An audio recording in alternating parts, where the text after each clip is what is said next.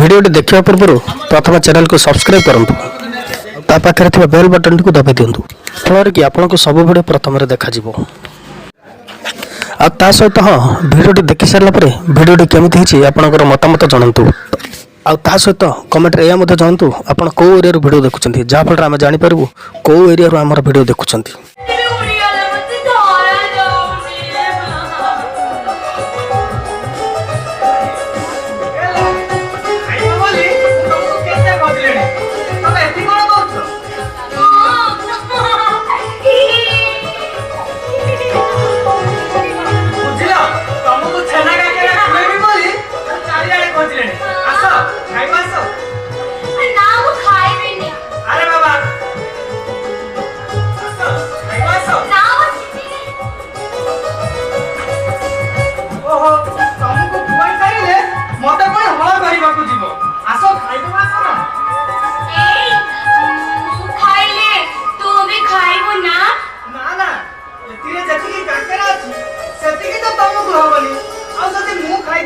तुम पेट पूरी मत ना ना तू न खाइले मु भी खाइबिनी मु ना छेना काकरे खाएनी मते छाड़ी आम घरे मो बापा बो आ मो समीर छेना काकरे खांती मु सब बळे पखाळ खाए मु किछ जानिनी तू जदी न खाइबो ना मु भी खाइबिनी खाली कांदीनी तुमको केते बुझे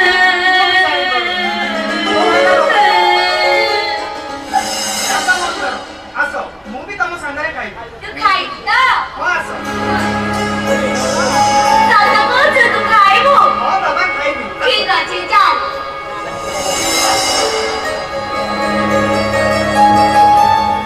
ठीक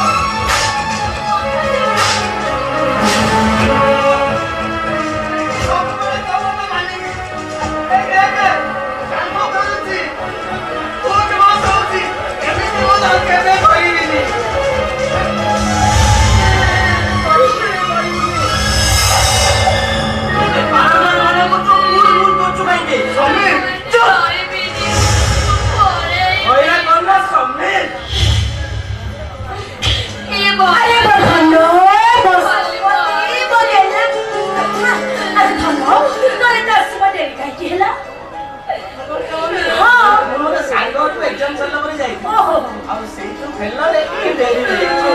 ଆରେ ସମୀର, ତୁ ଆସିବାରେ ଏତେ ଡେରି କାହିଁକି ହେଲାରେ?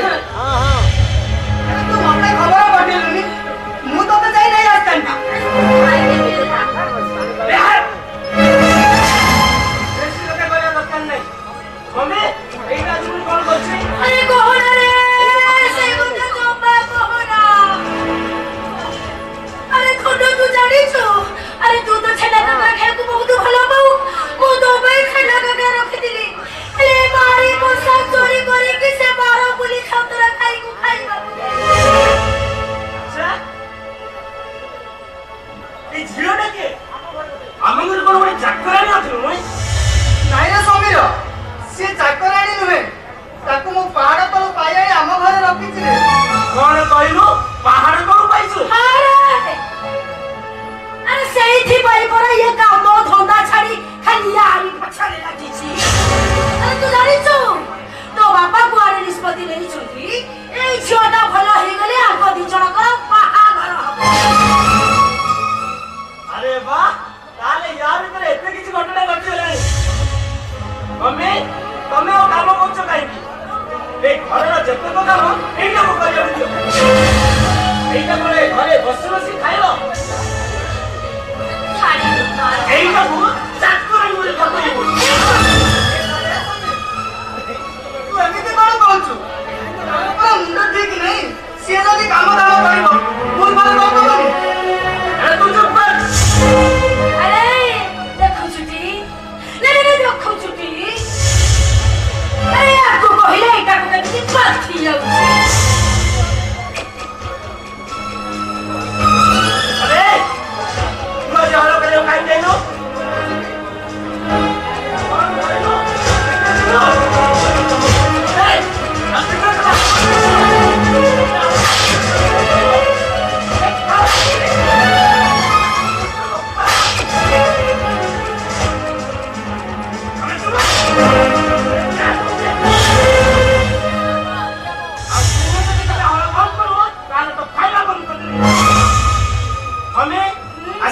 ଭୋକ ନାହିଁ, କଣ ଟିକେ ଖାଇବାକୁ ଦେବେ? ତୁ ଯା।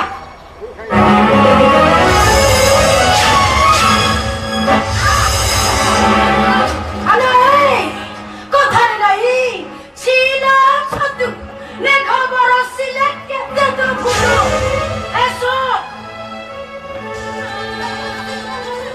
ଯା ଗୁହାଳ ସଫା କର, ଆଉ ବାସନ ମାଜିବୁ। ଯଦି ବାସନ ନ ମାଜିବୁ, ତାହେଲେ ଝାଡୁ ବାହାରେ ତ ପିଠିଟାକୁ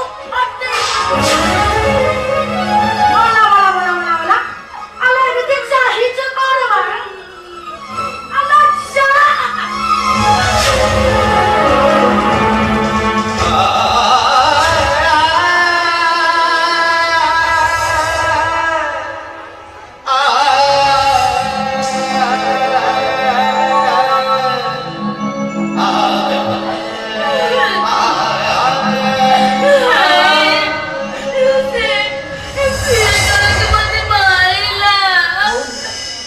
ମାରୁ କଣ ପାଇଁ ମାରିବ? ସିଏ ପରା ମୋ ମା। ହଉ, ତମେ ଭିତରକୁ ଯାଅ, ମୁଁ ଯାଉଛି ହଳ କରିବାକୁ। ତୁ ଯାଇପାରିବୁନି। ବାପା, ତମେ ଏମିତି କଣ କହୁଛ? ମୁଁ ଯାହା କହୁଛି ଠିକ କହୁଛି। ବାପା, ଆରେ ତୁ ଯୋଉମାନଙ୍କ ପାଇଁ ଦିନ ରାତି ମାନେ ହାଡ଼ ଭରିବା ପରିଶ୍ରମ କରୁଛୁ, ସେମାନେ ଦିନ ହେଲେ ତୋ ପାଇଁ ତୋ ପେଟକୁ ଯାଇଛନ୍ତି। ଶୀତ ରାତିରେ ନିଜରେ ଶୋଇ ଧରୁଥିବା ବେଳେ ସେମାନେ ତୋ ଦେହରେ ଖଣ୍ଡେ ଲୁଗା ଦି ଚାଦର ଘୋଡେଇ ଦେଇଛନ୍ତି। ବାପା, ଆରେ କେବେ କୌଣସି ଦିନ ତୋ ଦୁଃଖରେ ସେମାନେ ସାମ ଦୁଃଖୀ ହୋଇଛନ୍ତି?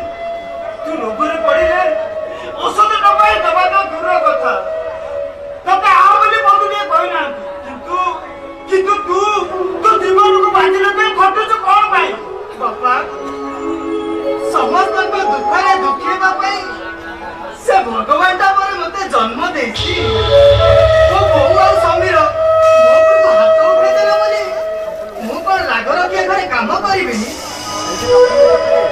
ମୁଁ ଯାଉଛି ବାପା, ମତେ ପୁଣି ହଳ ଧରି ବହୁତ ଦୂର ଯିବାକୁ ପଡିବ। ମୁଁ ଯାଉଛି ବାପା। ନା, ମୁଁ ଯାଉଛି ବାପା। ଶୁଣୁନୁ, ତୋ ଚାଲିଗଲେ ମୁଁ ଏଠି କାହା ପାଖରେ ରହିବି? କାହିଁକି ଆମ ବୋଉ ଅଛି, ଆମ ସମୀର ପରା ଅଛି, ତମେ ସେଇ ମାନଙ୍କ ପାଖରେ ରହିବ। ମୁଁ ଚାଲିଲି ବାପା। ନା ତୁ ଯାଇପାରିବୁନି। ତୁ ନଗଲେ ହଳ କେମିତି ହବ? ସାଗର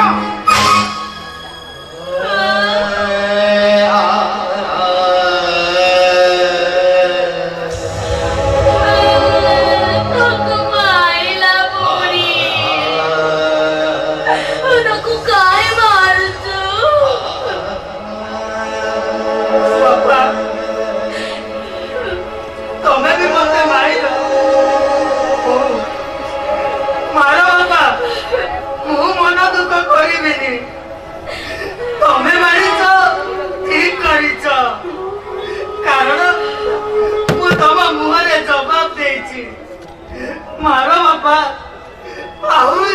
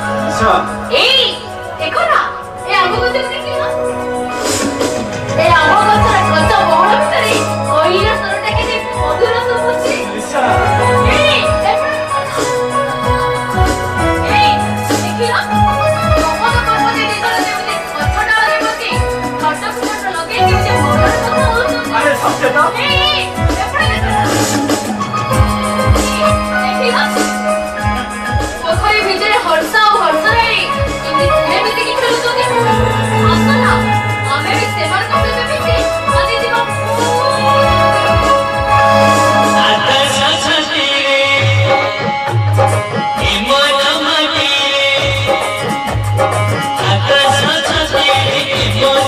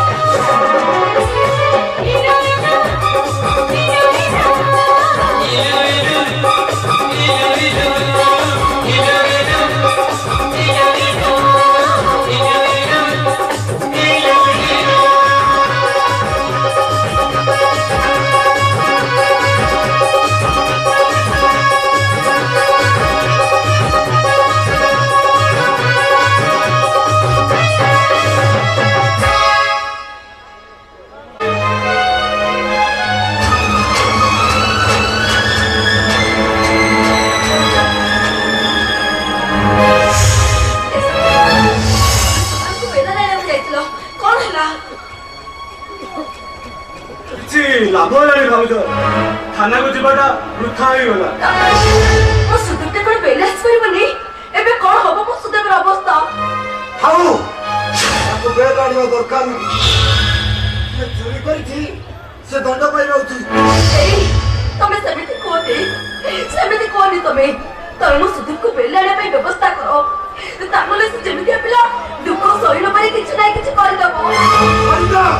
ଏଇ ପିଲାଟି ଦିନରୁ ତମେ ପୁରା ନିଜେ ନ ଖାଇ ସେମାନଙ୍କୁ ଖାଇବାକୁ ଦେଇଛ, ପାଠ ପଢେଇ ମଣିଷ କରିଛ। ଆଜି ମୋ ସୁଦେବ ଦୁଃଖ ଦେଖି ତମକୁ ଦୁଃଖ ଲାଗୁନି, ତାପରେ ତମକୁ ଟିକେ ଦୟା ଆସୁନି। ଆଉ ସରିତା ସାମ୍ବୁକାଟେ ଘରୁ ଗଲା ପରେ ମୋ ମନରୁ ଦୟା ମାୟା ମମତା ସବୁ ଦୂରେଇ ଯାଇଛି। ଖାଲି ପଡି ରହିଛି ଭଙ୍ଗା ହୃଦୟଟା। ଭଙ୍ଗା ହୃଦୟଟା କେଉଁଦିନ ମାଟିରେ ମିଶିଯିବ ସେ କଥା ମୁଁ ଚିନ୍ତା କରେ। ଯେମିତି ହେଲେ ତୋର ମୋ ସୁଦେବକୁ ବେଲ ଆଣିବା ବ୍ୟବସ୍ଥା କର। ତମକୁ ମୋ ମୁଣ୍ଡରେ ରାଣ ରହିଲା।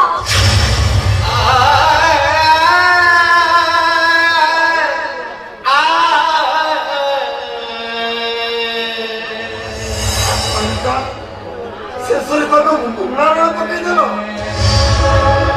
ତମେ କଣ ଭାବୁଛ ମୁଁ ସୁଦେବ କଥା ମନ କଥା କରୁନି ନା ତା କଥା ମୁଁ ଚିନ୍ତା କରୁନି?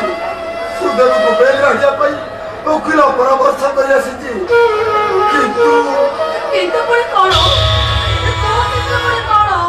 ଆରେ ବେଲ ଆଣିବାକୁ ହେଲେ ଟଙ୍କା ଦରକାର। ମୋ ପାଖରେ ଟଙ୍କା ନାହିଁ, କରିବି କଣ କହିଲ? ଏଇ ତୁମେ ଖାଦାନ ମାଲିକ ପାଖରୁ ଟଙ୍କା ଆଣିଦେବି? ଯାଇଥିଲି ସରିତା, କିଛି ଲାଭ ହେଲାନି। ଆଗୁଆ 2 ମାସର ଘର ଖର୍ଚ୍ଚ ପାଇଁ ଟଙ୍କା ନେଇ ଆସିଛି। ଟଙ୍କା ମାଗିବାରୁ ମାଲିକ ମୋତେ ମନା କରିଦେଲେ। ଏବେ କଣ ହବ ମୋ ସୁଦେବର ଅବସ୍ଥା? କେଶବ ତମେ କିଛି ଗୋଟେ ବ୍ୟବସ୍ଥା କର। ମୁଁ ତ ନୂଆ କରି ଚାକିରି ପାଇଛି, ଏତେ ଗୁଡା ଟଙ୍କା ଆଣିବି କୋଉଠୁ? ତାହେଲେ ମୋ ସୁଦେବର ଅବସ୍ଥା କଣ ହବ? କିଏ ଦବ? କିଏ ଦବ ଆମକୁ ଏତେ ଗୁଡା ଟଙ୍କା? କିଏ ଦବ? ମୁଁ ଦେବି।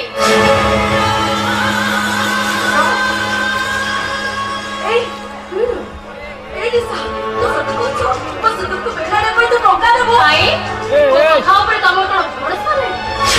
ଠିକ ଅଛି, ମୁଁ ହୁଏତ ତମ ଅନୁରୋଧ କରିଛି ସୁଦମର ବେଲ ଅର୍ଡର ପାଇଁ ତମକୁ ଟଙ୍କାଟା ଦେଇ, କିନ୍ତୁ ଗୋଟେ କଣ୍ଡିସନ। ସୁଦମ ବେଲରୁ ଆସି ସାରିଲା ପରେ ତାର ଯଦି ଭାଗ ସମ୍ପତ୍ତି ମୋ ନାଁରେ ଉଇଲ୍ କରିଦବ, ହୁଏତ ମୁଁ ତାକୁ ବେଲ ଆଣିବା ପାଇଁ ଟଙ୍କାଟା ଦେଇ।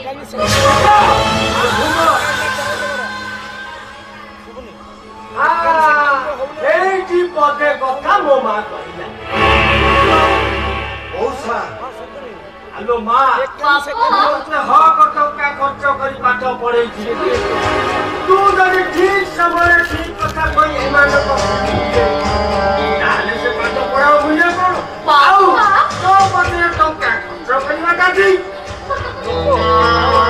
ବହୁମା, ଆଜି ଆମ 3 ଭାଇଙ୍କୁ ଆମକୁ ଅଲଗା କରିଦେବାକୁ ବସିଛ। ଇଏ ହେଲା ଭାଇ ଭଗାରୀ କଥା। ଭାଇ ସେତେ ତୁ ଜାଣିନୁ କିବେ? ଆଜି ନହେଲେ କାଲିକି 2 ଭାଗ ହବ। ଆମ ଘର ବିଷୟରେ ମୁଣ୍ଡ ପୁରେଇବାକୁ ତମେ କିଏ? ହ୍ୟାଲୋ ମା, ମୁଁ ତ ଘରକୁ ଆସିଲି କଣ ଏମିତି ଅପମାନ କରିବି? ତୁ ଜ୍ୱାଇଁ ବାବୁ ଅଛନ୍ତି, ତମ ଆଗରେ ମତେ ଏଣୁ ତେଣୁ କହି ମୋ ଫ୍ୟୁଜ୍ ଉଡଉଛି। ତମେ କିଛି କହୁନ କାହିଁକି? ମୋ ବାବାଙ୍କ ଅପମାନକୁ ମୁଁ ମୋଟେ ବି ସହିପାରିବି। ଆରେ ତମେ ଏମିତି ଚୁପଚାପ ଠିଆ ହେଇଛ, ତମେ କିଛି କରିବ ନା ନାହିଁ? ଭାଇ ଯାହା କହିଲେ ଠିକ କହିଛନ୍ତି। ତମେ ମୋ ବାବାଙ୍କୁ ହିଂସା କରୁଛ। ମୋ ଭାଇ ତାଉ ତା ବାପା କଥା କହୁଥିଲେ କାହିଁକି? ତମେ ମଉସାଙ୍କୁ ସେମିତି କୁହନି। ଯେତେ ଯାହେଲେ ସେ ପୁରା ଆମ ସମସ୍ତଙ୍କର ବାପା। ପାଣିରେ ସର ପକା, ମୋ ଝିଅ ଘରକୁ ଆସି ଠିକ ମାନ ପାଇଯାଇଛି। ମଉସା, କେଶବଟା କଣ ଯଦି ଭୁଲ ବଟା କରିଦେଇଛି ତାକୁ ତ ତମେ ଟିକେ କ୍ଷମା କରିଦିଅ। ହ୍ୟାଲୋ ମା, ବାପା ବାହାଘର ପରେ ଝିଅ ଘରକୁ ଆସିଛି, ମୋ ଝିଅଟା କେମିତି ଅଛି ଦେଖିବ। ଦେଖିକି ଆସି ଯାହା ଦେଖୁଛି ମୋ ଫ୍ୟୁଜ୍ ଉଡ଼ିଯିବ, ଜମା କାମ କରିବନି। ମଉସା, ଆରେ କହିଲି ପରା କେଶବ ଯଦି କଣ ଭୁଲ ବଟିଲା କରିଦେଇଛି ତାକୁ ତମେ ଟିକେ କ୍ଷମା କରିଦିଅ। ଆଉ ବେଶୀ କିଛି କହିବା ଦରକାର ନାହିଁ। ମୁଁ ଯାହା ଦେଖୁଛି ଏଠି ଜମା ମୋ ଫ୍ୟୁଜ୍ କାମ କରିବନି। ତମେ ତେଲ କେଲିଏ କହିଯିବ ଶେଷରେ ମୋ ଝିଅଟାକୁ ଘରୁ ବାହାର କରିବ। ରେ ମାଦିଆ ଛାଡ଼ିବା ଲୋକ ନୁହେଁ। ବାପା ଠିକ ଅଛି, ଏଠିକାର କଥାକୁ ମୁଁ ସମ୍ଭାଳିଦେବି। এটা ତମେ ତ ଆସିବ ନା? ଆସିଥିଲ ମା, ଏମାନଙ୍କୁ ଜମା ବିଶ୍ୱାସ କରିବନି। ଜମା ମୁଁ ଆସୁଛି, ଆଉ ତା ଜୟୀ ମାନେ ଅପେକ୍ଷା କରିଛନ୍ତି।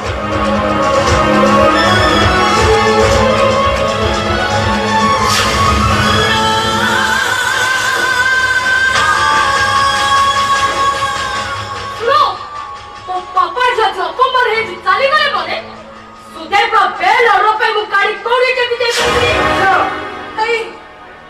ନାଇଁ ଦିଶା, ତୁ ସେମିତି କହୁନି ଲୋ। ଆମେ ଦି ଜଣ ପୁରା ଆମ ସୁଦେବର ମା। ତୁ ଯଦି ଟଙ୍କା ନ ଦେବୁ ତାହେଲେ ମିଛ କେସ୍ ଦେ। ମୋ ସୁଦେବକୁ ଜେଲ ହେଇଯିବ। ତାକୁ ଜେଲ ହେଇଗଲେ ସେପ୍ଟେମ୍ବର କଣ ଯାଏ? ହେଲେ ସୁଦେବର ବେଲ ଅର୍ଡର ପାଇଁ ଗାଡ଼ି କୋଉଠି କେମିତି ମୁଁ ଦେଇପାରିବି? ତମେ ବି ଭଲ ରଖ ବହୁମା,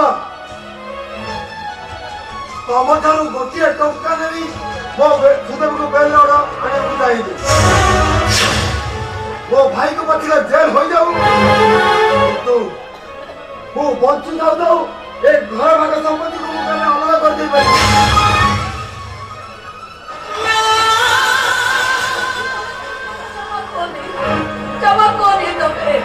ସରିତା, ମୁଁ ଜାଣୁ କେମିତି ଘରକୁ ଭାଗ ଭାଗ କରିଦେବି। ତମେ କହିଲେ ସରିତା, ମୁଁ ଯଦି ବହୁମା କଥାରେ ରାଜି ହୋଇଯାଏ ତାହେଲେ ସୁଦେବଟା ବେଲରୁ ଆସିଲା ପରେ ସେ କଣ ଭାବିବ? ବଡ଼ ଭାଇ ଗୋଟେ ସ୍ୱାର୍ଥପର, ସେ ମୋତେ ବେଲ ଆଣିବା ପାଇଁ କେହି କାମ କରିଛନ୍ତି। ତାହେଲେ ଭାଇ ବର୍ତ୍ତମାନ ଉପାୟ କଣ? ଘରେ କି ସମ କଣ କରିବି ମୁଁ ବି କିଛି ଭାବିପାରୁନି।